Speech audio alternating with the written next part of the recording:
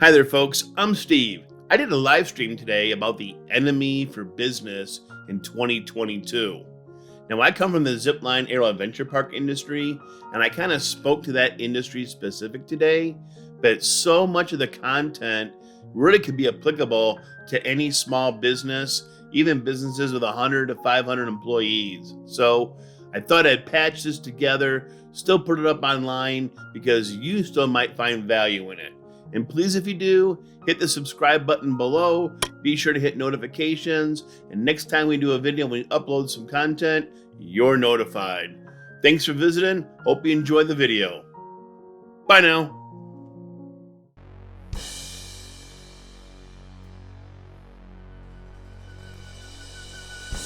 So there, good day, folks.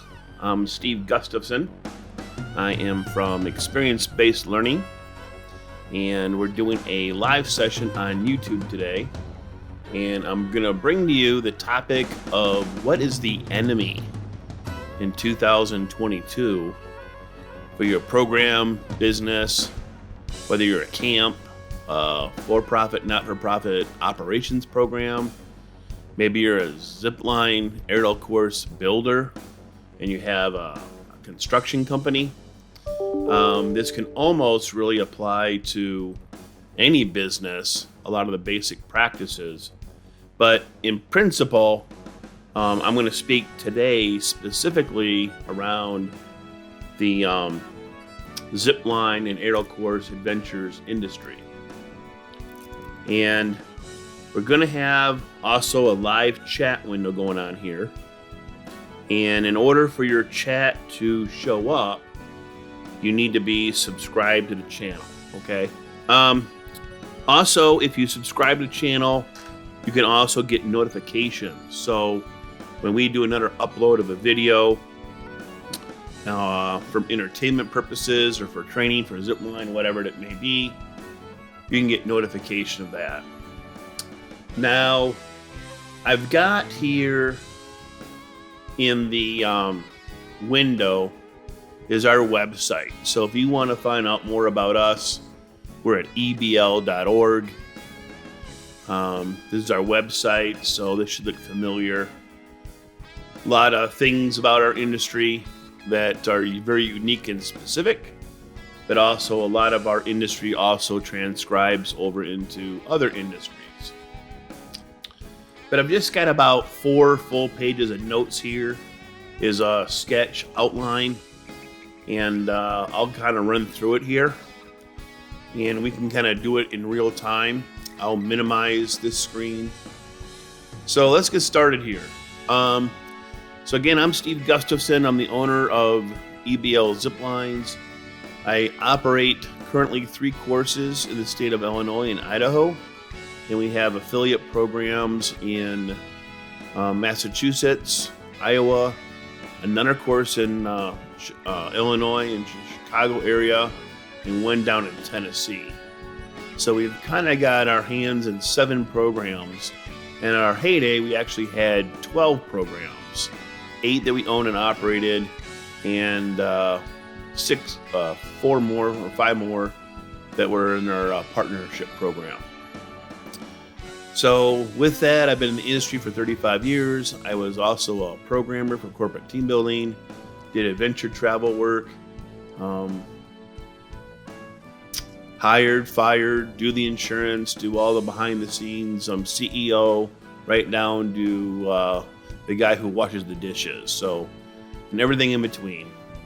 I'm not going to say I'm an expert in the field, though I do have a ton of experience and believe I can speak to these issues pretty thoroughly. Now again, if you haven't yet, please go ahead and subscribe to the channel. That'll get you notifications, allow you to do the chat room with me. But also, we have an entertainment channel. And what that means is we don't do just one niche market of like zip lines or aerial adventure parks. We're entertainment, so we have multitude of different topics. We also have a breeding program for our puppies and our dogs. We do the technical side of ropes courses. We do training on knot craft and that sort of thing. We've got documentaries. I did one on the music industry and how it affected Las Vegas. We've got music videos, drone footage. We've got relaxation meditation videos you can go watch. So if you come here for Zipline Aero Venture courses, that's great. You've got 2 categories on this whole platform to kind of view, and we do updates on a regular basis. But you might even just kind of bounce around and find a couple other things too that you may enjoy. So what is your company's enemy in 2022? Now, anybody could pick a whole host of things. You could say coronavirus is going to linger on into 2022, mask mandates, shutdowns. These are things really we cannot control. They're outside of our circle of influence. So for the sake of this presentation, I'm not going to discuss items that are outside of my circle of influence. I'm going to discuss things that I can control as I prepare for the 2022 season. And that's important because you got to know where to focus your energies and your attention and where not to spin your wheels and just waste your time, okay? So I'm going to call the big enemy of 2022, based on my experience for especially the last 4 or 5 years, as insurance rates have gone up, labor rates have gone up, wages and cost. I'm going to say the biggest enemy of your program is waste, okay? I know it sounds simple. I don't mean refuse you put out of the curb. I mean just waste. A lot of people have, and it's valid, that if you want to make big dollars, you need to have a big business, big program. And when you do a big program, exponentially, yes, the dollars go up and the gross revenue goes up, but as you add on your expenses, your net profits may be not as large as you'd like them to be. And there's certain scales of economics as you get bigger, or thresholds you need to get to. So if you're a big company and you're paying a blanket rate for insurance, and you've got all these cars and vehicles, and you have all these staff hired to do tours on your course, you may find yourself, having to break even at X amount of dollars. And you could break even at this point, but then you have a large gap between the next threshold. So you actually can make no money at the low part of the threshold, and then that window of opportunity for margin before the next threshold kicks in might have higher profits in that window. So kind of a mind shift, that threshold of that window of opportunity to make your profits after you've covered your base, that could be anywhere on the spectrum of your gross dollars. Okay? And I have found by scaling back, my overall gross dollars are down, but my operational window of that margin is much broader, and I can actually make bigger dollars on smaller dollars.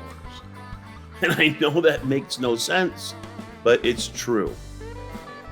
So I'm going to go ahead and kind of explain here a little bit how that works. So again, waste is your company's number one enemy in 2022. Now, when I mean that, I'm talking about, like I said, things in your circle of influence that you can control. And I'm going to talk about costs, okay? You need to monitor out where your costs are going. What are you paying for? And this is all kind of prompted. I went through this process with my home finances just recently, and I found that I'm actually saving, by applying these steps, about $800 a month in our home budget. I'm saving. So that's about $9,600 a year. That's pretty significant. So I've saved a lot of money by applying this personally, and I think if you look at your business, and I have applied this to my business, it works as well. So if you follow along with me here on the screen, I'll kind of try to blow this up. Override. That's my son Skylar, by the way. Family business here. I want you to look at your insurance. This is a big area where you potentially can save a lot of money. But I need to first disclose I'm not an insurance agent. I don't get any kind of promotion. I don't get any kickbacks for what I say here. But these are just things I've learned over the years that you should ask your agent about. And if you don't know about it, go figure something out, okay? But one of the biggest things is you need to know what insurance coverage you're buying. Some folks either are underinsured or maybe overinsured and purchasing items you don't need. Now that could be a big cost savings, but also could also be a huge gap in liability. And if you don't close that gap and get a lawsuit and pay it out of pocket, again, having the proper insurance could save you a ton of money. So look at your general liability insurance, look at professional liability, commercial liability. Usually programs only need to have general liability. If you're a builder installer like I am, you need to have a professional liability to do inspections. And then if I touch cable or do clamps or do training, I need to also have to add commercial liability. I do internet work and I do a lot of internet videos, so I also have my cyber insurance. But I even have media insurance because our ZipAwayPro program gets put on cable TV. So cyber insurance doesn't cover media, but my media insurance covers cyber. So instead of having two policies, I'll just have one for the greater. And by eliminating cyber insurance, I save some money. Do you have business interruption insurance? Do you have property insurance? Do you have vehicle insurance, etc.? I would re-examine all of your insurance exposures and your bills and go out and get competitive rates. For example, I had a really bad car accident in 2020. Big GMC Yukon, totaled it. $65,000 car, gone. Got complete reimbursement value. So I'm glad I had insurance. And I want to say, I think I put it down here somewhere else in my notes, but I was only paying like $1,500 every 6 months for commercial insurance, meaning I could use my car for my business and transport people. So I had a $500,000 liability on it, comprehension collision, not normally the $300,000, but it went from $1,500 every 6 months to about $4,200 after the accident. Now that's a pretty big spike, and I understand why. They're trying to get their money recouped. But by shopping my insurance through another provider, it went down to $1,200 every 6 months for 6-month window. So had I shopped them before, I could have been saving $300 every 6 months or $50 a month. But definitely after the accident, shopping around saved me that 75% spike in my premium. So go out and get commercial quotes. Look at your property liability insurance, look at your cyber media, shop it around. Now, I do want to make a special point here, and if you're following along, I will highlight this just to kind of draw attention to it. Experience has a value, and sometimes the cheaper insurance or service isn't really cheaper, okay? This I have found, and again, I don't get any kickbacks with my liability insurance for my business. I go through a company out of Texas. We've had some ups and downs over the years and had some denied claims, but more times than not, they've been in our industry the longest And that representative does a really good job of seeing my blind spots and gaps in coverage that other programs aren't addressing, okay? That's a big deal. That's 25, 30 years of his experience knowing what to look out for. And he knows that not by guesswork, but he reads the policies, he shops them around, and based on the lawsuits and what the claims are, he knows the policies need to be sure to fit those areas that the lawsuits have targeted on a repetitive basis. Another thing about the insurance you want to make sure to look at here is see if it's reverse audible. So what does that mean? When I buy policies, you can pay a blanket rate to where you just guess I'm going to do 7,000 people this year on my zipline tour, and they base your premium on 7,000 people, and they don't audit it at the end. So if you do 10,000 people, great. You got 3,000 people for free on the insurance side, in theory.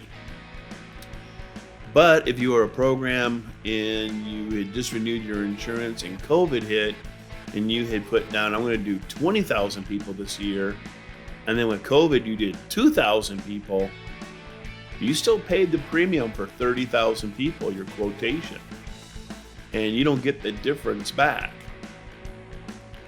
So if it's audited, an auditable program, if you go over your estimated numbers, they're going to send you an invoice for the increase of premium. So be as accurate as you can. But also, if your program is reverse audible, meaning you said you came in way under your number, they cut you a refund check. Ask that question.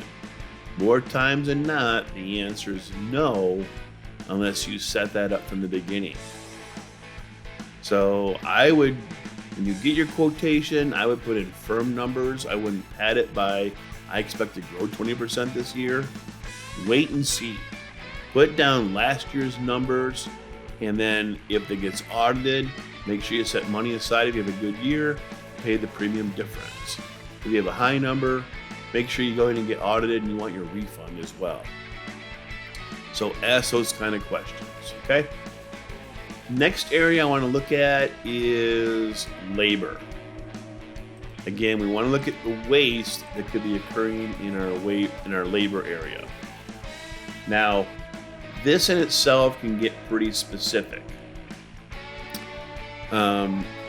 With the call for increased minimum wage, you've got increased pay rates, and you've got labor pressure rates. And let me explain a little bit the difference between the two, because I think you might find it a little bit enlightening, okay? Obviously the pay rate is what you pay your staff, all right? So if minimum wage, let's say, is roughly $10 an hour, which is still kind of high for some of the states out there. But let's say $10 an hour you pay your staff, and you've had someone working for you now for, let's say, 4 years, and you got new people coming in, you're hiring them at $10 an hour, and then you've got that person who's been with you for 4 years, let's say they're making $14 an hour. Maybe they made a buck raise every year.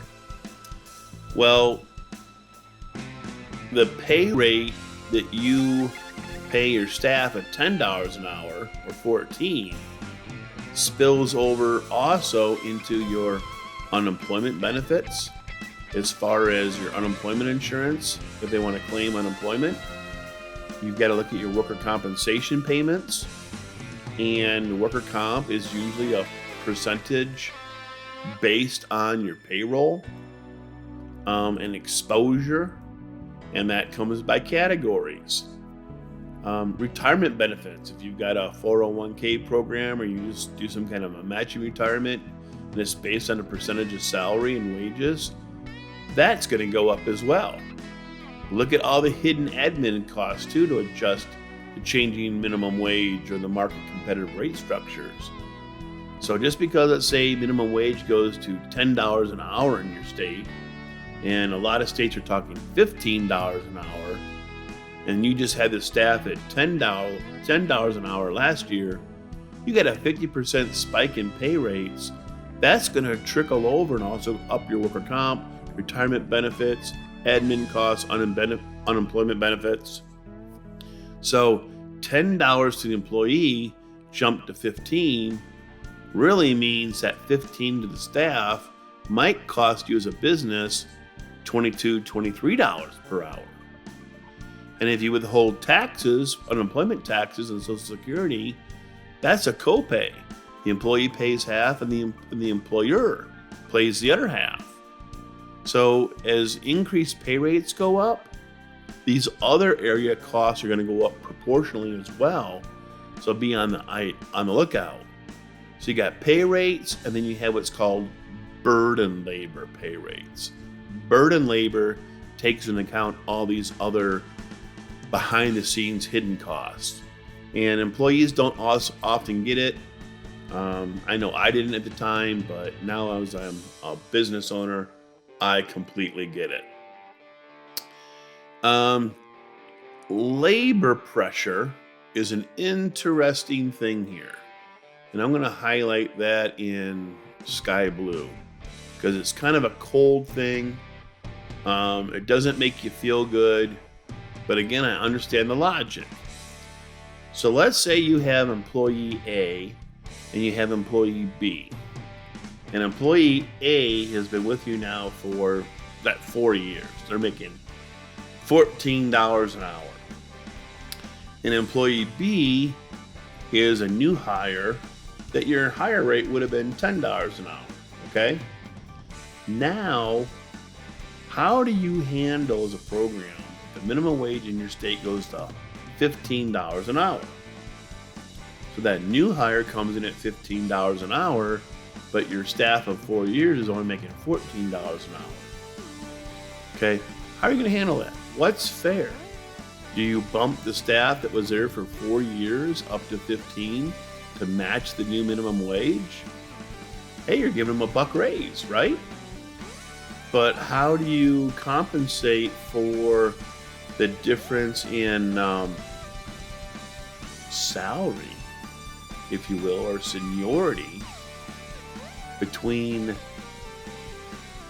the staff of 4 year seniority and that newcomer? They're both being paid a base 15.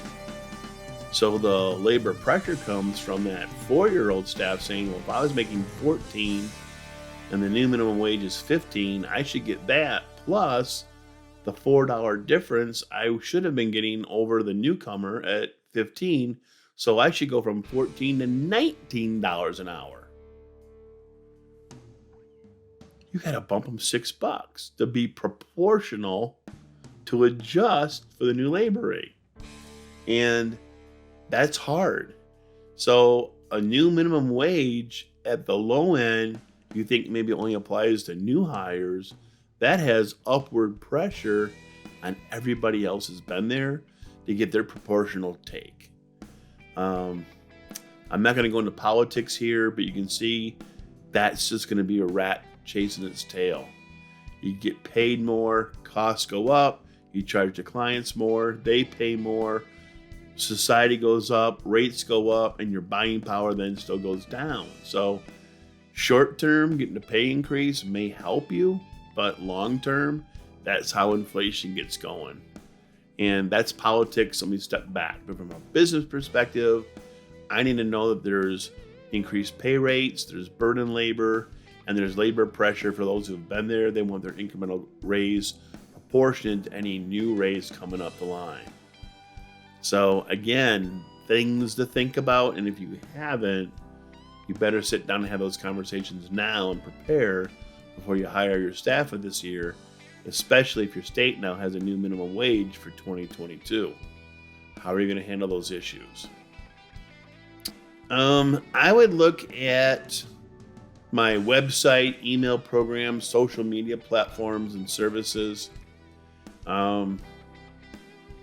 Website is a big deal these days. Now, when I first got started, the websites were kind of a ghost. No one really kind of knew how to program them, and you had to hire it out. I self-taught myself how to do it, and that saved me some bucks. But other people, you need to go out there and you need to hire a webmaster who can build you a website. And then they might be charging you $35, $50, $75, $100 an hour or more. Depends on your geographic location and what the market will bear. Also, the complexity of your website has a major issue in that factor as well. But over the years, more of these websites now have become kind of cookie cutter, and they have templates you can buy. And let's say for $35 a month, you can upload your own changes, and then the website kind of monitors itself through their service. So $35 a month, $400 a year. Do you need to have the complex website of your program, or would a $400 monthly or annual payment for one of these website servers better suit you? It also puts the updating more in your hands. You can kind of do more updates in real time to your website, and maybe that gives you some better value of service to your customers too. But I think the days of paying $3,000, $5,000, $6,000 a year for your website, given the templates that are online right now, I think those days are in the past. So I'd revisit the cost of your website. Maybe you pay a little bit more right now, get it restructured in a more simplified format, and then make all your changes and drive that traffic to your social media, like drive it to your Facebook page. That tends to be the poor person website, is Facebook. Doesn't cost you anything. You can do live updates, flash sales, notifications. You get followers. You get your email system, your database kind of built up in your followers. You can blast out information. So I don't know. I think a website is complemented by social media, but I think social media still needs a website to build credibility for your non-changing information. Policy procedure, check-in procedures, what to do, what to bring checklists, mission statements, all that goes on a website, kind of static, non-changing, and make your more day-to-day changes on your social media. Just my 2 cents of the word. 2 cents. Another thing on the social media is if you got a Facebook page or Instagram, is it more informational or a promotional platform? If it's more informational, non-changes, I say put that on your website. But the promotional things on that platform are your flash sales, your weekend specials, your holiday travel. Hey, we're getting booked this weekend. If you got to adjust rates or the weather inclement weather comes, you have to shut down for the day. I think social media is the place to post that, not on your website. Now, there are some bells and whistles. You can integrate your Facebook with your website through WordPress, and anything you put on social media also updates on your web page console as well. So maybe that's going to have value to you. If we look at the other areas here, if you go social media, you can also do pay-per-clicks, and maybe that is cheaper for you to get a broader audience through Facebook and pay-per-clicks or Google ads than paying $10,000 for a TV commercial that might have a limited scope just to your region. Now, I do know there's some services out there where you can pick your geographic regions and buy your own ad spot on TV commercials at a much reduced rate than, let's say, having to hire a third-party company to do that for you. So look at what's out there. Maybe your advertising opportunities are more robust today due to internet, and you can maybe save some costs that you've been sourcing out or farming out that service to another third party. Maybe you pull some of those dollars back in-house and redirect them to a more specific channel for marketing. So another area you can kind of cut some waste in your program. This next area here is actually kind of a big one for me. And I will put this up on the full monitor so you can see as well. And drop me out of the equation here. And I'll put myself in the corner. Conferences, training, and other travel expenses. Now, this is an area that could potentially be thousands, if not tens of thousands of dollars in savings. The training, conferences, and travel. Let's say you want to go to an association conference and they're charging $700 to go to this conference. And you're going to send one person to go and they're going to fly. So you got $700. You've got a plane ticket for maybe $500. You've got the hotel that you have to stay there because you're getting a good rate, but then the association gets a kickback if you stay there. But maybe lodging's top dollar at $185 a night or $150. And now you're trying to pack people in your room to cut the cost down. You've got food, you've got car rental, you've got parking, you've got tolls, any other hidden fees, baggage, tips to the porters. I mean, if you send one person to one of these high-end conferences, it might be at the end of the day $2,000, $2,500 to $4,000 or $5,000 to send one person, just one person, to this conference.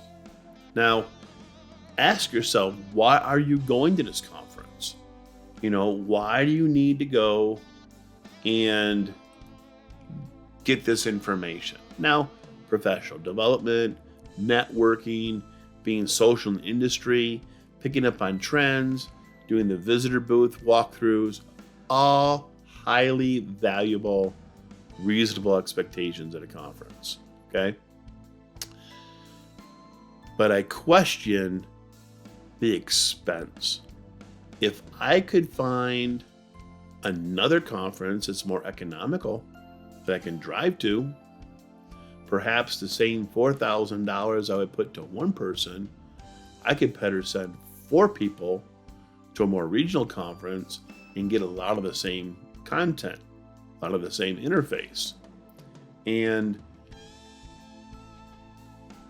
if you need insurance and you need to go to a conference as part of a requirement for professional development, the regional conferences count as well. There's Heartland conferences, there's Northeast conferences, there's regional groups out there. Do you need to go to the high-end conference this year? Or can you shave off some dollars, maybe save $1,000 or $2,000 in your budget by going to a regional conference instead? Pros and cons. Maybe you don't get the big exposure of all the hundreds of workshops offered, but in that time frame, you can only go to one workshop at a time, maybe 3 a day. So what? There's 100 or 200 workshops being offered. You're only going to be able to attend maybe 12 of them. So you're paying for this huge conference, but at best, able to only visit about 10 to 12%, 10 to 15% of the workshops. You're paying for 100%, but only gaining 15% of the window. Now you go to a regional conference, it costs you less, travel's down, lodging's down, but it's also more specific to your geographic region. You might be able to interface with other companies in your same region that are more specific and tuned to your same types of concerns.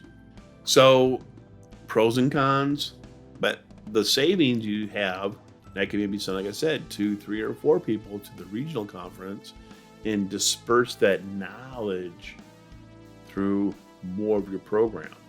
We're just going to make your staff feel more important, better that you're investing in them, better program, hopefully higher retention rates. So pros and cons, but I'd look at that. And there's also multiple national conferences versus regional conferences. Some national conferences you can get in and out for about $300 these days. And lodging is a huge saving. So for conferences, I'd shop around. Same thing goes for your training, okay? This is a big one. There are programs out there that say, if you get a vendor for your rope scores, we have to come in and do your annual training, and it's going to cost you X amount of dollars. You've got, let's say, 10 people you got to train, and you're going to bring in a trainer and their expenses and travel. You might spend $6,000, $7,000, $8,000 or more to have your staff trained. And there's value there. I get it. But if you've been around the industry, let's say for 5, 6, 10 years, and you're a competent person, or if you've been to another annual conference and become a qualified instructor, I know at one of the associations out there, you're qualified to do your own training in-house. And you could save thousands of dollars by doing it yourself. And a lot of your insurance programs allow you to train your own workers, provided you've got a qualified person there to do so. Now, if you've also got a good retention rate, let's say you have 80% of your staff coming back from last year to this year, maybe it only makes sense to do a refresher training, not a full training. Let your in-house staff do the training and do a short one-day refresher. That could save you money too. And with today and the internet and with COVID, I would highly recommend that you also look into what's out there for virtual training, okay? Virtual training is a big deal now. Not wanting to plug my company, but just an example, EBL was doing virtual technical training workshops and refreshers right then and there in March of 2020. Right when COVID hit, I was out in the garage, setting up my cameras and doing virtual training to support my staff in other states. It was just a benefit if other people joined in, so they got the benefit too. So anyways, just things to think about. And with 2 years of this now going on with COVID, there's probably more virtual opportunities out there. So I would look into seeing what I could do in-house and with virtual training or refresher training, and then augment only bringing in a vendor when absolutely I needed to, when I didn't have that competent person or qualified instructor in-house. Again, just things to look at. We're looking at the enemy of 2022, and that's going to be waste. We're trying to increase your margins and decrease your exposure for expenses. Kind of going through my list here. If you go to a conference, I already kind of addressed a lot of this, but your travel fee, meals, lodging, wages to go to that conference. Is it cheaper to fly, or can you carpool? Maybe you pay somebody mileage, they drive their car, and 2 or 3 people get to go to the conference instead of 3 plane tickets. Maybe the car shuttle costs you the cost of 1 ticket, but you get 3 to get to go. Just things to look at. Regional conference staff, already hitting this. Relevance factor, look at that. And do you have your own qualified instructor or competent person to do your own training on payroll? Yep, you can do that as well. So again, I think that asking yourself, what am I going to get out of this conference or training this year? What do I need to have? What does my insurance endorse? Maybe once off here or there, you do your own in-house training. Now, I'm not saying go into a vacuum and never hiring a vendor again, but maybe you hire a vendor in for 1 year, your staff retention rate's kind of high, you in-house train for a year or 2, and then that 3rd year, you go back and bring in the vendor again. You always need to have someone looking at you as a checks and balance to see what blind spots you might have that you're missing, or bad habits that you've been establishing. Now, I'm not a lawyer, but also too, if you bring in that vendor every year, there's a certain shed of liability onto them. But ultimately, if there's a lawsuit, usually both of you are going to get sued, and you still got to fight it one way or the other. So I'd check with your legal counsel, I'd talk to your insurance agent, and I'd ask them, hey, could I do my own in-house training this year? And odds are, I think you're going to hear the answer is, yeah, you can do that if you get the qualified person who's got their credentials and resume in-house. So, again, just an area to look at. Legal is another area you can look at for waste. You don't want to get your legal advice from a friend of a friend who's in college and he's in pre-law and he just read this last week in his textbook and now he's going to quote off to you examples. When I'm talking about legal advice, I mean true paid, professional, licensed attorney in your state to operate. Okay?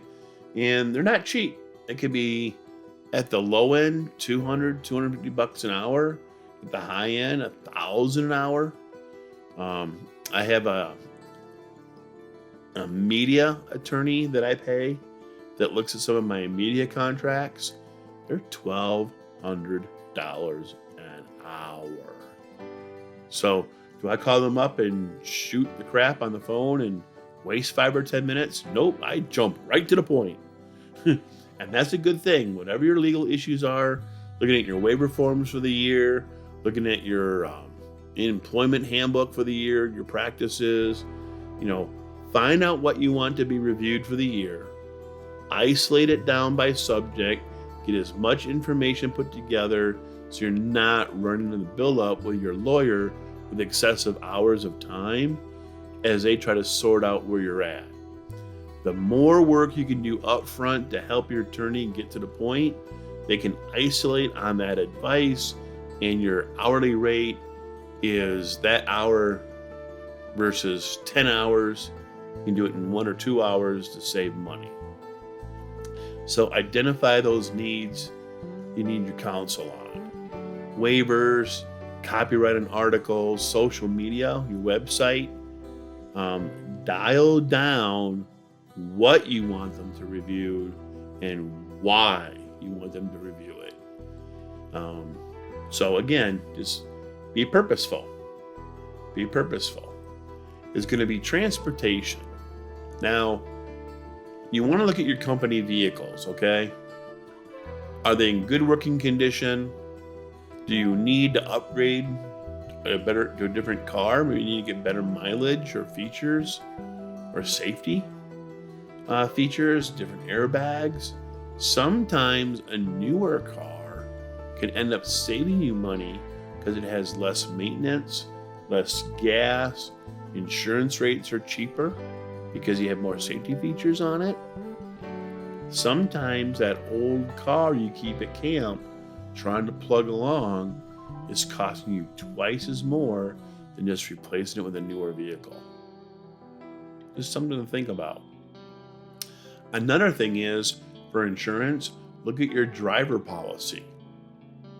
A lot of companies, if you have your minimum age of 25 to be a driver, your rates go way down. Because that's the 25 minimum age benchmark where accident rates statistically go down, so your insurance rates go down. And I hate to say it, I'm not trying to be sexist, but I think the age for females is 23. So you might want to consider if you hire drivers for your program.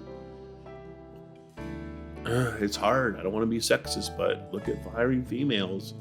If in your state the rates are cheaper, that's something you have to look at from a business perspective. It's cost. Also make sure that your policy, if it's for a personal car and you don't transport guests, then you only get personal insurance. Don't get commercial. That's going to save you money as well. If you transport employees or workers or staff or guests, make sure you got commercial. Again, being underinsured and being sued in that gap area is going to be more expensive than if you had the right insurance to begin with. This could be something you do today that affects you in 2023 or 24 if you ever have an accident. So have your optics on this year, but also go out 2 or 3 years. Also look at, do you have any extra vehicles you don't need? That's something else to consider. If you've got that extra car laying around or that pickup truck you'll use once a month, maybe you get rid of it. because a vehicle to keep it on is the insurance, the maintenance, the gas. You have to store it. That could be more expensive than the one-off going and renting a truck for the day for $35 and just pay the mileage, use the truck for the day, and then send it back. Just saying. If you're keeping a truck around for one operation a month, and it's going to cost you $5,000 or $6,000 a year to carry that vehicle and store it and maintain it and protect it, just go to one of those rental car places and get a pickup truck for the day. A good example is if you want a pickup truck to haul mulch. You want to mulch your program, and you keep an old beat up clunker around because when the wood chips come to your program, you have to put it in the back of the bin, you drive it up into the course or your tree location, then you shovel out all the wood chips, you go back and get another load. A rental truck for $35 a day plus mileage is just as effective. Good way to save some money, a little tip there. But I'd also shop around your insurance for the year. I've already talked about my experience here. I went from that bad car accident and they wanted to jump my 6-month premium to about $4,200, right? That was so expensive. That's real money, folks. Real money. I think if you look at the conferences, insurance, website savings, we're already in the tens of thousands of dollars your program could be saving this year. Another thing I'd say to look at would be your landscaping, building maintenance, accounting, computers, etc. Where else can you look for savings? Now, I'm not saying that your maintenance is going to go down. I'm not saying your landscaping is going to go down. But with programs reducing services and with programs doing more people working from home, maybe you don't have to have the same office space anymore. Maybe you can downsize. If you've got Norton Internet Security and you're running it on 10 computers, well, if you've only got 2 people working in-house now and the others are working remotely, maybe you cut your subscriptions down to 2 computers, and at $50 or $100 a year times 8, that's potentially $800 in savings for computer software protection you don't need. Because if people are working from home, using their own home machine, they've already got on their home machine. Just saying. Things to think about. Go that next tier in that deep thought. Dig in, dial down. Where is that savings? I need to find it. If I dig a hole in the ground, I find a gold nugget, whether it be $50 or $1,000 multiplied over months, that becomes a real savings in my bottom line. Another thing to think about here, and this has always been kind of a hot topic for our industry, so I'm going to be a little bit kind of cautious as I mention it here. But with people working more from home and doing flexi time, do they now properly qualify as a 1099 independent contractor? You have to go to irs.gov or ask your CPA these questions, but there's a checklist that kind of warrants about or talks about how you validate, are they an employee or are they an independent contractor? So if they show up at a certain time to do their job, if they have to wear a work uniform, if they had to follow a policy and procedure manual of how you want them to do something, if they have to take their breaks at a certain time, at your facility, they have to do their job at your location, all those indicators are they're an employee. Okay? And you have to do withholding taxes and do the payroll withholdings.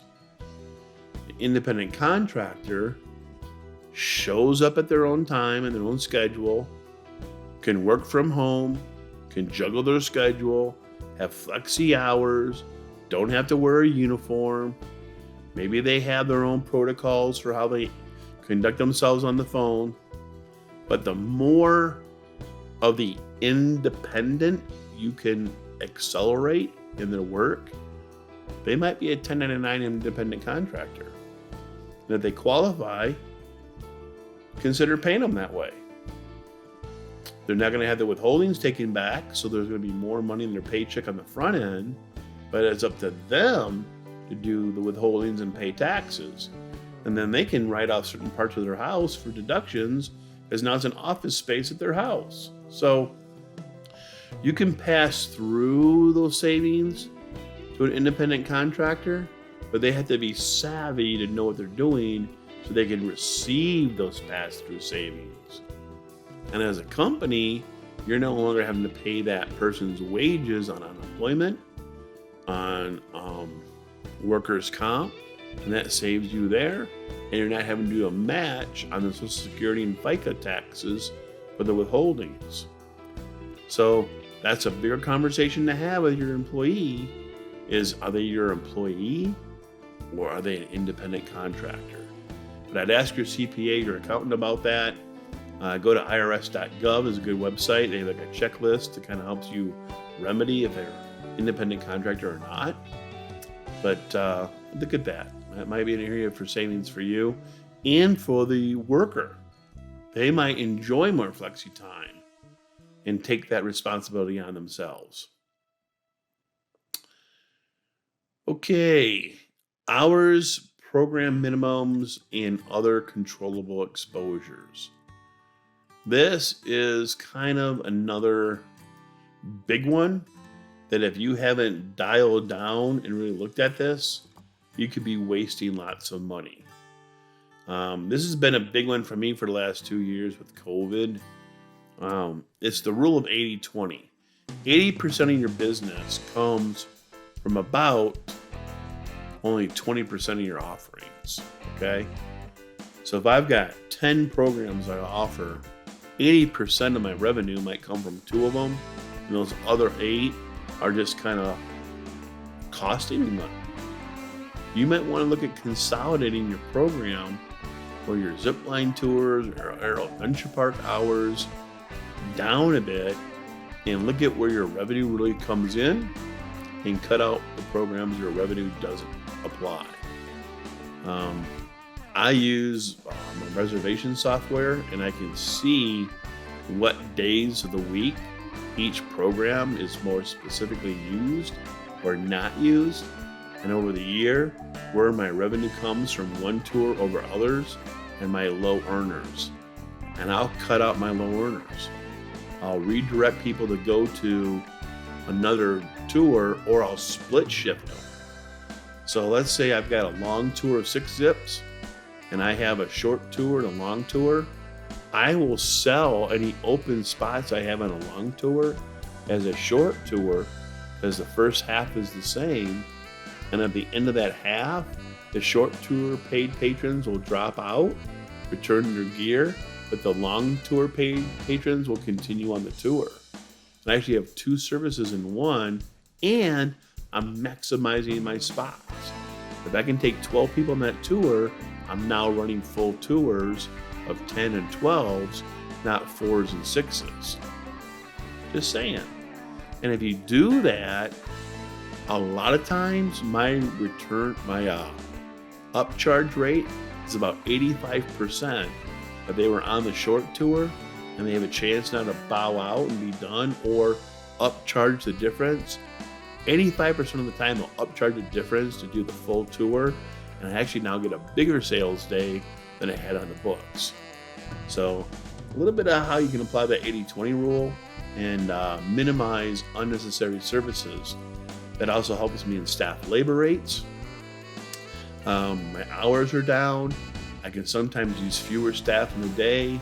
So look at how you can adjust your tour schedule to maximize your window of guests per tour to be in the upper range of your high capacity and over your minimum number. A minimum number, what is a minimum number? If you usually take a group of 12 out on your zipline course, you need 1 person to go on it, 2 people, 3 people. You need to find out what you're paying your staff. And like we said, we talked about labor rate and burden rate. What are you paying your staff, and what's your burden labor rate per hour per staff for, say, a 3-hour tour? You might find out that, hey, my burden labor rate for 3 hours is $320. And if you have a zipline tour that goes out for $50, your minimum number to break even is 6 people for that tour. Or if you charge $100, your minimum number is 3 people to break even for that tour.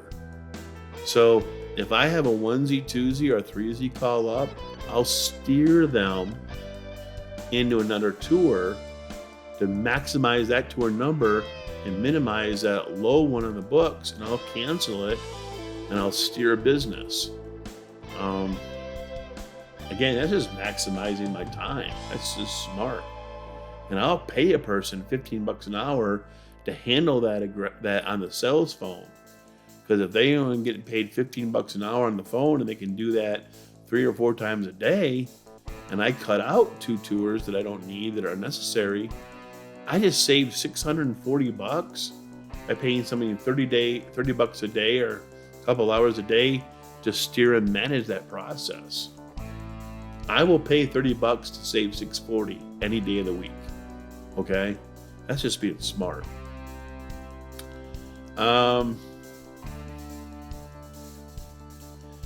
Another thing too, staff are a big, we've been looking at your staff and how to save money, and I don't want to beat up on labor. Your employees are a critical component. They're your frontline ambassador to your company, and you got to take care of them, okay? There's no way around it. You kind of get what you paid for. But you've also got some hungry people out there too. Can you get interns to do certain lower task jobs as they want to learn and get into the industry? But to a lot of folks, you want to do appreciation meals. You might take them out to restaurants, go to the local pub and do some wine testing, just do some kind of appreciation party. Can you do that in-house? Can you look at alternatives such as bringing in some good steaks and some salads and do a grill out at your facility? You might be able to still buy the food and do a grill out, or get your LED projector, your HD projector, put a movie on the wall and do a staff movie, or look at scrap photo books of the year at the end of summer camp party. But if you look at other ways to do that, you might be able to still appreciate your staff, recognize their contributions to your business. They feel appreciated. You feel like you gave to them, which is good. But you might have done it for 25% the cost. Because when you go to a restaurant, you got to pay for that preparation, their overhead, their inventory, their rent, their labor, and tip. So I look at doing more staff appreciation in creative ways in-house at your program. Okay, another one here I have down in the books for discussion is your equipment. And I'm going to highlight that here. I'm going to pick a different color. But let's go hot pink. I haven't used our fuchsia. Fuchsia, they say. A lot of things have changed in the last couple of years around equipment. Now you do your annual inspections, you're checking your helmets and your harnesses and your lanyards and carabiners and your pulleys and ropes and that sort of thing. But are you aware that, you probably are aware that the rule of thumb used to be soft goods like webbing had a 5-year in-service life. And at 5 years, whether it was in good condition or not, you had to stop and throw that harness away. Cut the loop out, you're done.